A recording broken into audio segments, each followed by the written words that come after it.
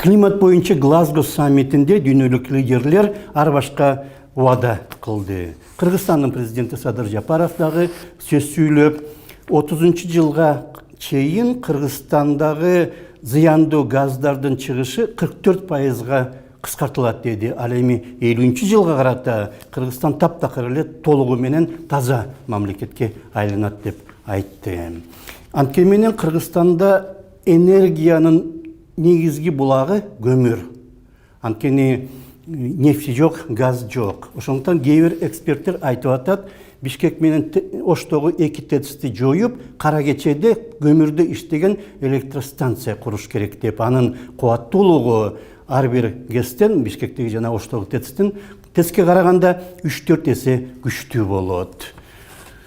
Күн менен шамал энергиясы дагы эч кандай атаандаштык кыла албайт экен. Мини-ГЭСтер дагы, анткени өлкөдөгү ар бир дарыяга мини-ГЭС курса дагы, алар чыгарган жалпы энергия болгону 1 миллиард киловатт-саат болот экен жылына. Бишкектеги ТЭЦ болсо андан чоң, жалгыз эле бир ТЭЦ. Ошондуктан бүткүл дүйнө көмүрдөн баш тартып атса, Кыргызстан көмүрсүз жашай албайт экенбиз.